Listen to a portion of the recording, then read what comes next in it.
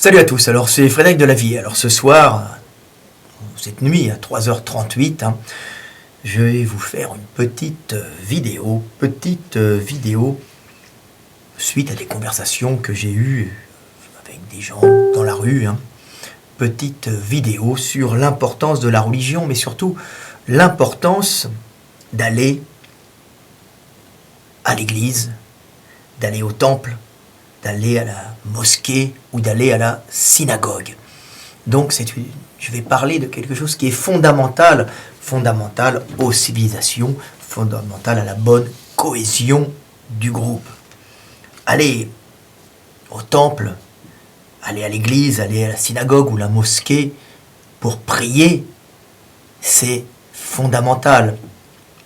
Pas réellement pour prier, car prier, c'est en fin de compte une façon de se recentrer sur soi, une façon de faire le vide, une façon de se calmer, d'éliminer les angoisses, d'être dans un lieu protégé du monde, un lieu sacré, entre guillemets, où on se sent protégé, où on pourra enfin être seul avec soi-même, seul avec Dieu en nous.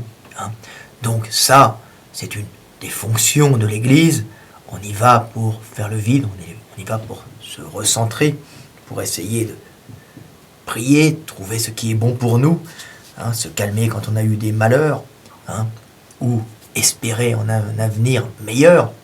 Mais ce n'est pas le rôle fondamental de l'Église, car cette action, on peut la faire en dehors de l'Église, on peut la faire chez soi, on peut la faire en tout lieu, pour qui sait un peu prendre du recul sur le monde, pour se recentrer un instant sur soi et écouter cette petite voix intérieure qui sait en général bien nous guider, ou se reposer en n'écoutant rien du tout, en faisant le vide, ce qui permet à l'organisme de se régénérer, de reposer le système nerveux. Mais les églises, les temples, les synagogues, les mosquées, tous ces lieux de réunion, ces lieux sacrés où l'on vient pour prier Dieu, pour être plus près de Dieu, ont quelque chose de fondamental, ont une vertu particulière qui est fondamentale à l'humanité, c'est celle de réunir les hommes. Parce qu'il faut bien concevoir ces lieux dans le contexte initial de l'humanité naissante, une humanité qui n'était pas comme celle que nous vivons actuellement. C'est ce que je dis à tout le monde, il faut recontextualiser les choses pour comprendre la cause des choses.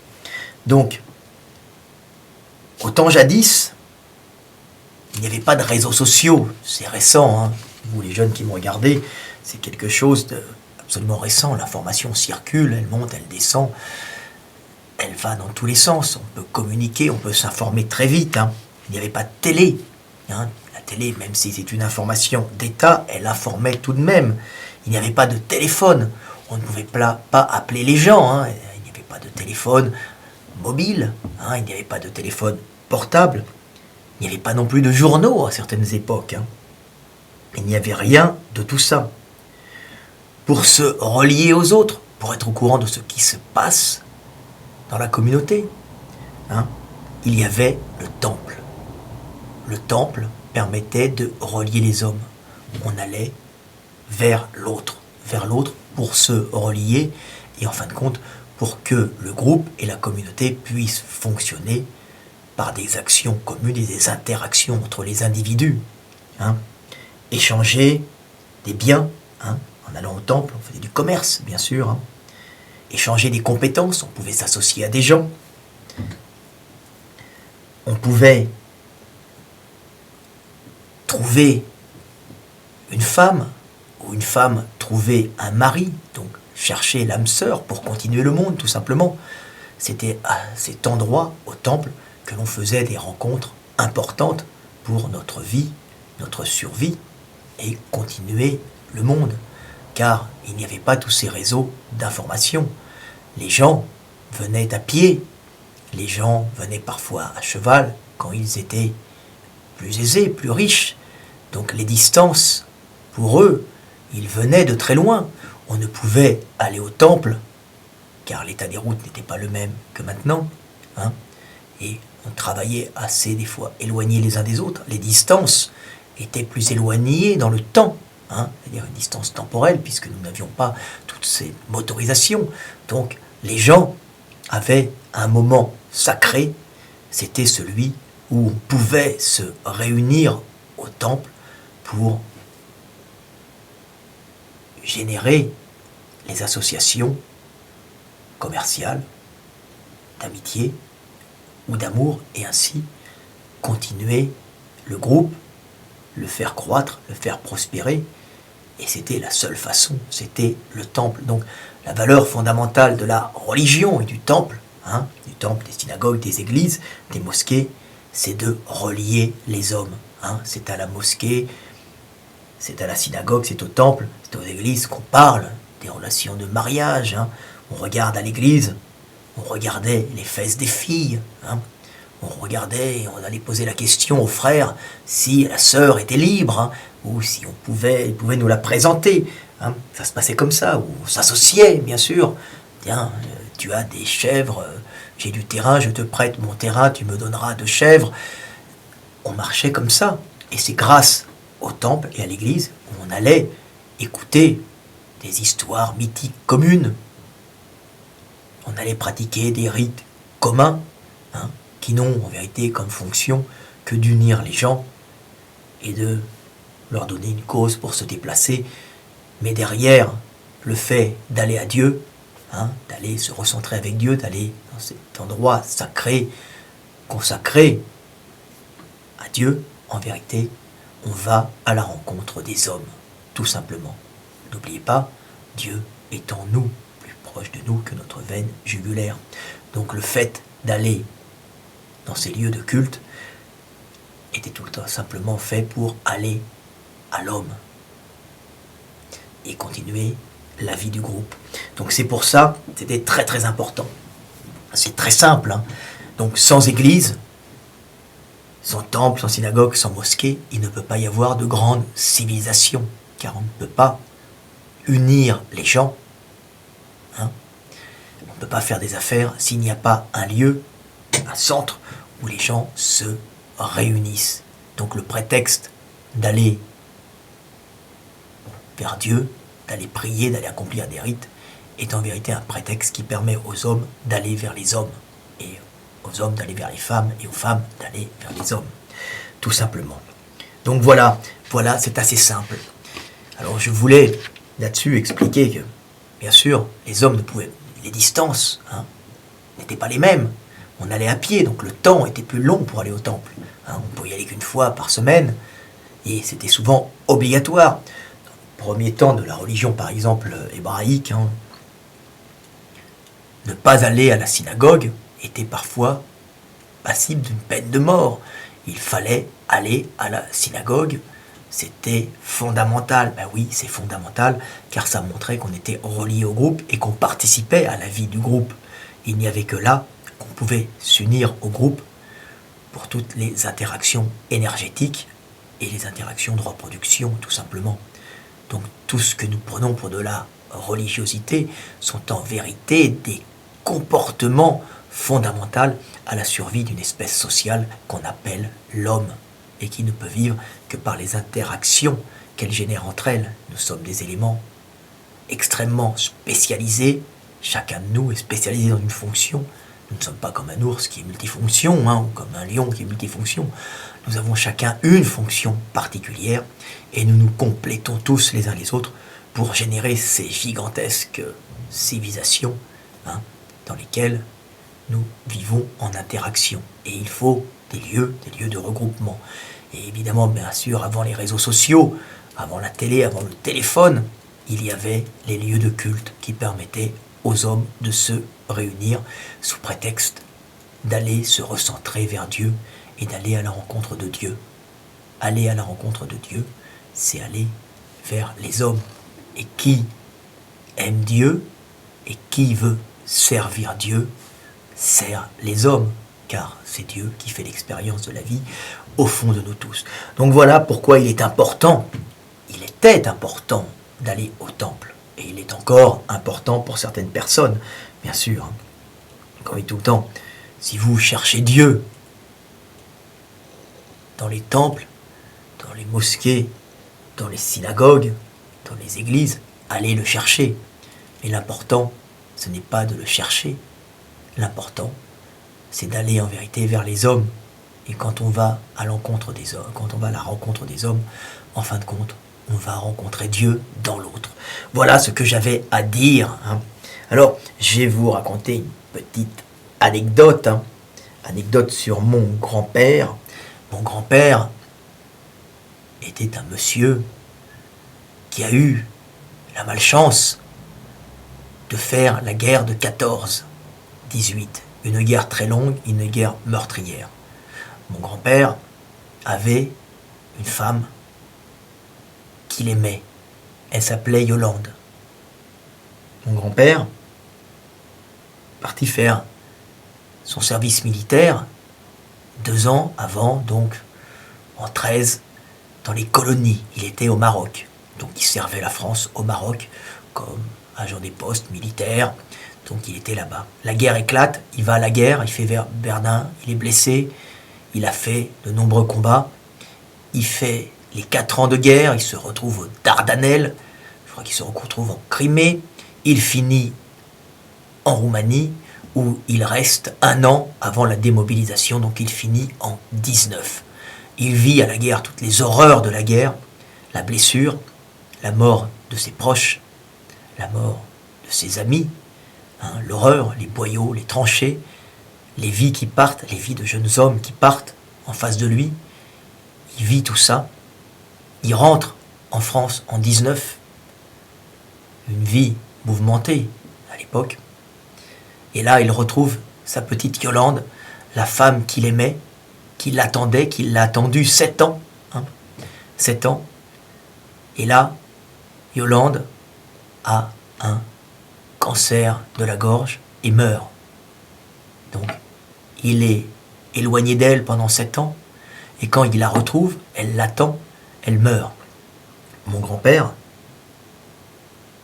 Damien, mon grand-père Damien se met à ne plus croire beaucoup en Dieu. Mon grand-père Damien ne veut plus rentrer dans les églises, ça ne l'intéresse plus. Mais quand il est en Aveyron, il va toujours à l'église à la fin de la messe. Il ne rentre pas dans l'église, mais il va à l'église pour voir ses amis. Hein, il continue, en fin de compte, la vie.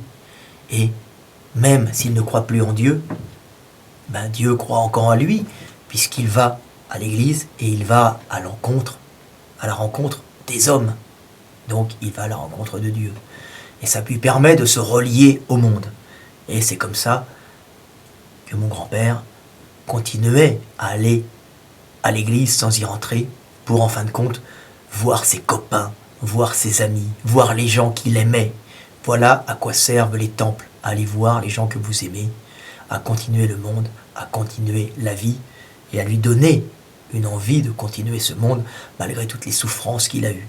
Et heureusement qu'il a eu, il a continué à aimer le monde, il avait rejeté un peu Dieu, mais grâce à ça, il a rencontré ma grand-mère. Hein. Voilà, ma grand-mère, Raymonde. Et belle histoire, Raymonde était beaucoup plus jeune que mon grand-père. Hein, c'était un bel homme moustachu, hein, un beau garçon. D'ailleurs, il me ressemblait beaucoup, je ressemble beaucoup à mon grand-père. Et il était un peu le père qu'elle n'avait pas eu, le papa qui était mort à la guerre, qui était mort à Verdun et dont on n'avait pas retrouvé les restes. Donc, en rencontrant ce monsieur qui avait fait la guerre, qui avait 10 ans, un peu plus de 10 ans de plus qu'elle, elle a eu comme un deuxième papa, un papa qu'elle avait perdu à la guerre. Et c'est ainsi qu'ils se sont rencontrés, ils ont parlé de cette guerre, des malheurs de cette guerre. Mon grand-père n'avait pas perdu, hein, n'avait pas perdu l'espoir de vivre, mais il avait arrêté de croire en Dieu, mais il allait quand même à l'église. Hein, c'est beau, il a rencontré ma grand-mère, et là, ils se sont en fin de compte aimés, mariés, et ils eurent des enfants. Et leur première fille, qui est ma tante, ils l'ont appelée Yolande. Yolande, comme la première femme de mon grand-père, qui l'avait avec courage attendue pendant la guerre et qui était morte. Voilà, petite histoire, qui était morte quand il était revenu à elle un peu après la guerre.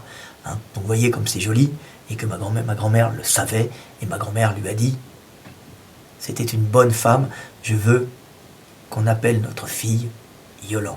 Et ma tata Yolande, qui est maintenant morte, avait cette belle histoire, hein, son nom avait toute une histoire. Donc voilà, et mon grand-père, même s'il ne rentrait pas dans les temples, parce qu'à un moment il ne croyait plus, après avoir vécu la souffrance, la mort, et perdre l'amour, bah, le fait de retourner au temple a fait qu'il a continué à aller se relier au monde, et en fin de compte, il a rencontré l'amour. Donc voilà, une belle histoire pour vous montrer que les temples ont une importance fondamentale, car ils unissent les hommes entre eux, et ils unissent les hommes et les femmes dans les rencontres qu'on y fait. C'était la base du temple. Aller rencontrer Dieu est un prétexte. En vérité, c'est aller rencontrer les hommes, aller au temple. Voilà ce que j'avais à dire sur les hommes. Et sans temple, sans religiosité, il n'y aurait pas de civilisation avancée. Tout ça sont des comportements inscrits en nous, je veux dire même plus loin, inscrits génétiquement en nous, car ce qui nous fait survivre, hein, en général, s'inscrit progressivement dans nous, dans nos comportements, comme que ce soit les peurs, que ce soit les angoisses qui résultent de les peurs. Alors, quand on survit à quelque chose, hein, à l'angoisse, ces peurs se marquent énormément à nous et nous permettent de marquer des situations d'angoisse qui nous ont sauvés. Hein.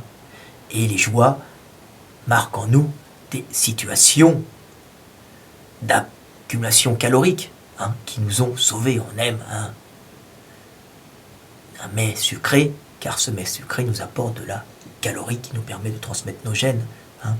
On a peur du tonnerre et de la pluie parce qu'on peut être électrocuté et on peut avoir froid sous l'eau, hein, tout simplement.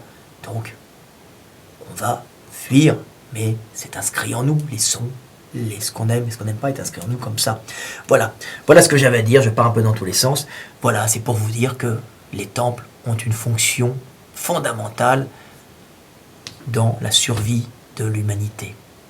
Donc voilà, et qu'il était fondamental d'aller au temple avant qu'il y ait bien sûr tous ces réseaux d'information et d'union des gens, comme ces réseaux sociaux, qui sont aussi des réseaux d'information et des réseaux de rencontres. Voilà. Une autre chose, on va parler des journaux rapidement, avant que l'information circule dans les civilisations, les hommes étaient peu informés, et le seul moyen d'information qu'avait la communauté, hein, on va dire, c'était qu'il n'y avait pas de journaux, c'était les femmes, c'est-à-dire que les ragots étaient colportés par les femmes. La vie sociale, les ragots sur la vie sociale, qui était mort, qui était malade, qui avait eu un enfant, qui avait une fille acceptable, qui avait un garçon fort et courageux, ce qui permettait d'être au courant, c'était les femmes qui transportaient ces informations en allant toutes au marché, hein, avec leur commérage, leur bavardage, en allant au lavoir, laver tout ensemble, et elles participaient à l'information générale et à la transmission d'informations. Les informations plutôt familiales, les informations relationnelles de groupes proches, les informations fondamentales aux relations du groupe. C'était les femmes qui servaient de journaux, hein, de journaux locaux, tout simplement, car au lavoir où elles battaient le linge, au puits où elles se rencontraient, au marché où elles faisaient les courses. Hein. Elles pouvaient discuter, elles parlaient de tout. C'était le commérage. Et le commérage était l'information fondamentale qui structurait le groupe, hein, avant l'arrivée des journaux. Voilà, petite vidéo pour vous montrer que nous sommes des animaux sociaux et qu'il y a des choses extrêmement profondes, hein, dans les religions, dans les relations humaines, et que les religions sont beaucoup plus profondes qu'on ne le croit par l'union qu'elles génèrent chez les hommes et les interactions qu'elles enclenchent pour que le groupe perdure. Voilà, c'était Fred Delavier, 20 minutes. À bientôt, je me couche, je suis fatigué. Salut!